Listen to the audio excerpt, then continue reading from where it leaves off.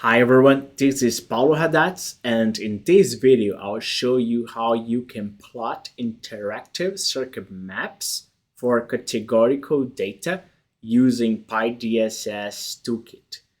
To show you that, I wanna open the notebook number 10, so let's go ahead and click on that, and let's open in Collab. Perfect. So this is our notebook that I'm gonna cover with you. Just make sure runtime is disconnected. So also clear our output. So we start fresh. Let me pip install py-dss toolkit.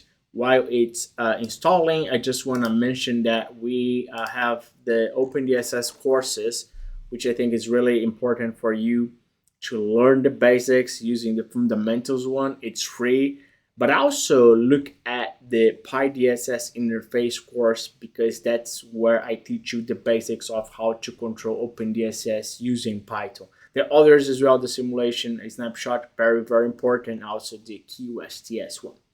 All right, with that said, we have installed py-dss-interface and py-dss-toolkit. Let's go ahead and just clone the repository with the feeder we're gonna use.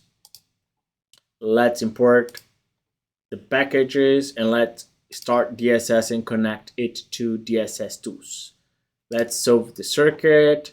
Now, what I'm gonna show you here is that when we saw in the last video, we were plotting active power, which is numbers, right? We give a number to each line and then we map to a color. That's the reason we have a color bar. In this case, it's more categorical. We can say that, hey, this line is a three-phase, this line is a two-phase, this line is one phase, right? So it's not a number. It's more like a identifier or a tag that we give to each line, and that's how we plot things. So we will show you just one thing though here. If we look at what are available right now here, the parameters, the arguments. So you can see there's this secret plot parameter here, and here I tell you what we have available. We have active power, reactive power, and voltages. We use both active power and voltages in the previous video, which are numericals. We also have a distance, which is numerical. We then have phases, voltage violation, thermal violations for categorical data. Those are the things we have already in the tool, but also I give you flexibility to define your own data that we're gonna look at the next video. User numerical, define it, or user categorical define it. So things that we're gonna look at in the next video. So with that said, I just set parameter phases. I can run it. And what's gonna happen here is that I will have the circuit map with colors based on the number of phases I have. So here I have line phases. Three-phase lines are blue, single-phase lines are green, and two-phases lines are red. So that's a way to categorize the lines and see in a schematic like that, right? And that makes sense, in this case, circuit, it starts with three-phase lines and it rents out, but then, the single phases are renting out of three phases. So it's kind of helping you here to really explore the system and understand what's going on here, right? Perfect.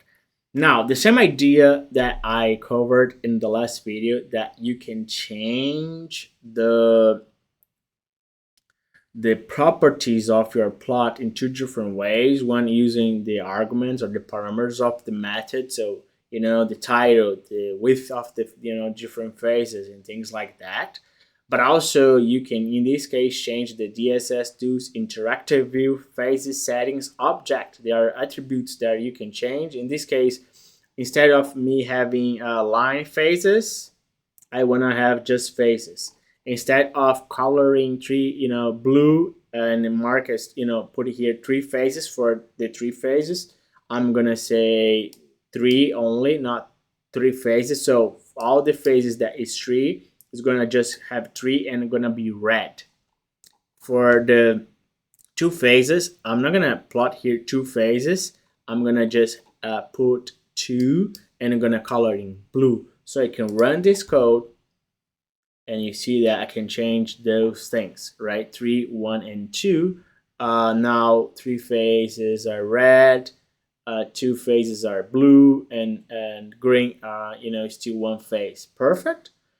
All right, so what else we can see here? We can see voltage violations. Let's look at voltage violations. In this case here, guys, to really see voltage violations, different colors in this system, I needed to update the voltage limits in my results object. So I set the violation voltage, any voltage below 0.95 will be considered under voltage in my case, and any voltage above 102 will also be considered as over voltage or voltage violation.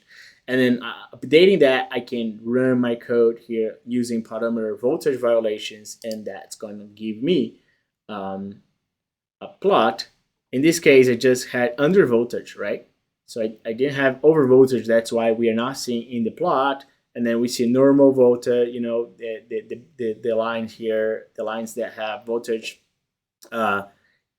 without problems. And then in this area, we have under voltage. In my case, those cases are voltages below 0.98. All right. So you can change those parameters and plot that. You can also plot the thermal violation. In this case, I'm going to set here, in the results, I want to see the current limit type, what the type of the violation, emergence amps, right? You also have the norm amps, and those things are things I show in the snapshot course, for instance, right, what they mean. But anyway, so in this case, I'm looking at the emergence amps of my lines, and instead of looking at 100% of it, right? So if you have a line that has 600 emergence amps, instead of looking at 600 amps, I'm gonna look at 20% of that. So 20% of 600 is 120. So any line that has, if the line is 600 amps, if the current it's above 120, I'm gonna say that there's a violation. It's abnormal, right?